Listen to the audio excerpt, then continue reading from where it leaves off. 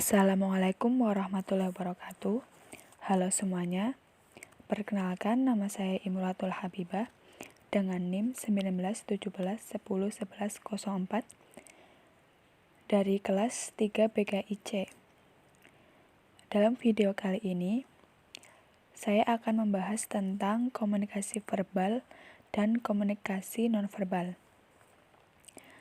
Sebelum masuk ke pembahasan tersebut, saya ingin bertanya kepada teman-teman semuanya, apakah kalian sudah tahu apa itu komunikasi? Lalu sebenarnya apakah komunikasi itu penting bagi kita? Komunikasi adalah suatu proses penyampaian informasi berupa pesan, ide, atau gagasan dari satu pihak kepada pihak lain.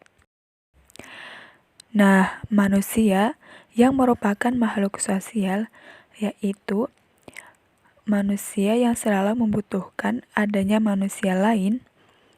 Dalam berinteraksi dengan orang lain tersebut, manusia membutuhkan adanya komunikasi. Di dalam ilmu komunikasi inilah dibahas berbagai hal mengenai komunikasi. Salah satunya yaitu komunikasi verbal dan komunikasi nonverbal. Komunikasi verbal adalah komunikasi yang menggunakan kata-kata baik secara lisan maupun secara tulisan. Unsur dalam komunikasi verbal bisa berupa kata dan bahasa. Pembahasan selanjutnya yaitu tentang jenis-jenis komunikasi verbal. Berikut ini akan dipaparkan beberapa macam komunikasi verbal. Pertama, berbicara dan menulis. Berbicara adalah komunikasi verbal vokal, sedangkan menulis merupakan komunikasi verbal non-vokal. Contoh dari komunikasi verbal vokal yaitu ketika sedang presentasi dalam rapat atau misalnya presentasi di depan kelas. Kemudian contoh dari komunikasi verbal non-vokal yaitu kegiatan surat menyurat atau misalnya pesan melalui WhatsApp, Line, atau DM Instagram. Jenis komunikasi verbal selanjutnya yaitu mendengarkan dan membaca. Perlu teman-teman ketahui semuanya bahwa antara mendengar dan mendengarkan adalah dua hal yang berbeda. Mendengar berarti hanya mengambil getaran bunyi, sedangkan mendengarkan berarti mengambil makna dari apa yang didengar. Dalam mendengarkan berarti melibatkan unsur mendengar, memahami, serta mengingat. Selanjutnya yaitu membaca. Membaca merupakan suatu cara untuk mendapatkan informasi dari sesuatu yang ditulis. Baik teman-teman, kita masuk kepada pembahasan yang kedua, yaitu tentang komunikasi nonverbal. Komunikasi nonverbal biasa disebut dengan isyarat atau bahasa diam. Komunikasi nonverbal merupakan semua isyarat yang bukan kata-kata. Terdapat beberapa jenis-jenis dari komunikasi nonverbal. Yang pertama yaitu sentuhan atau haptik dan bau-bauan.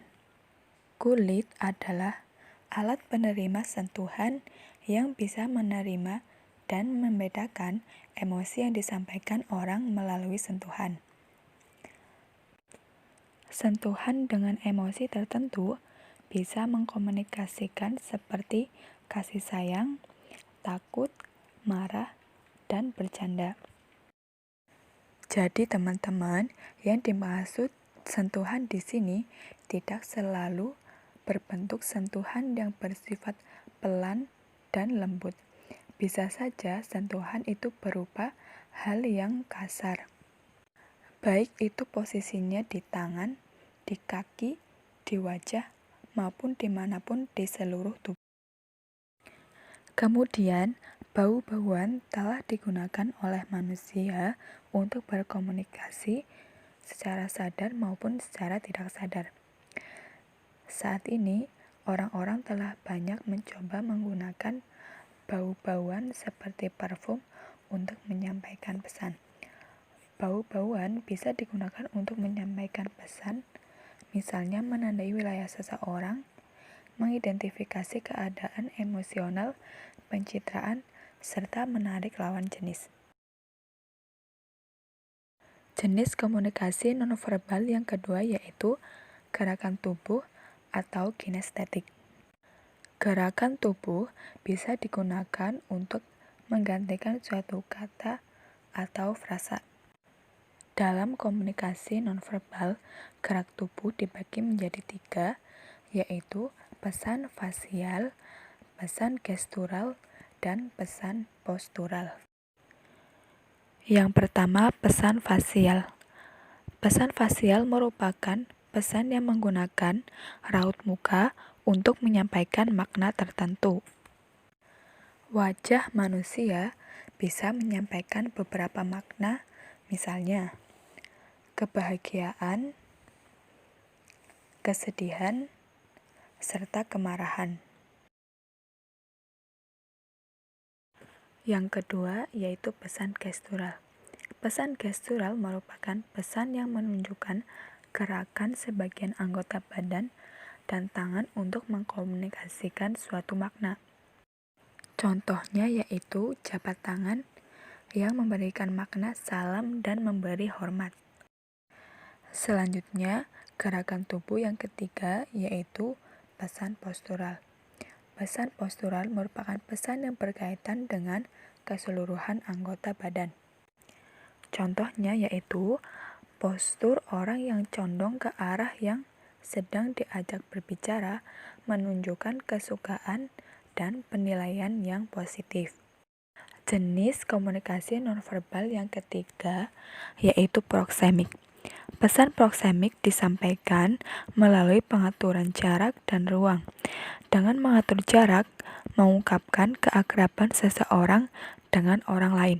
Semakin dekat jarak seseorang, berarti semakin akrab antar orang tersebut. Contohnya seperti gambar berikut ini. Kemudian, jenis komunikasi nonverbal yang keempat yaitu artifaktual. Pesan artifaktual diungkapkan melalui penampilan tubuh, pakaian, dan kosmetik. Misalnya yaitu pakaian digunakan untuk mengungkapkan perasaan seseorang. Misalnya pakaian hitam yang memberikan arti duka cita. Jenis komunikasi nonverbal selanjutnya yaitu paralinguistik. Paralinguistik merupakan pesan nonverbal yang berhubungan dengan cara mengucapkan pesan verbal. Suatu pesan verbal yang sama bisa menyampaikan arti yang berbeda apabila diucapkan dengan cara yang berbeda. Hal yang bisa menyebabkan perbedaan arti tersebut antara lain nada, kualitas suara, volume, dan kecepatan dari pesan verbal yang disampaikan. Contohnya seperti gambar ini. Baik teman-teman, demikian sekilas materi tentang komunikasi verbal dan komunikasi nonverbal yang bisa saya sampaikan. Apabila terdapat kesalahan, saya memohon maaf yang setulus-tulusnya. Terima kasih buat teman-teman semuanya yang sudah berkenan untuk menyaksikan video saya. Pesan saya buat teman-teman semuanya, tetap jaga komunikasi meskipun di tengah pandemi seperti ini dan jangan sampai menimbulkan suatu kesalahpahaman yang bisa merusak hubungan interaksi. Saya Imro'atul Habibah pamit undur diri. Sekian, wassalamualaikum warahmatullahi wabarakatuh.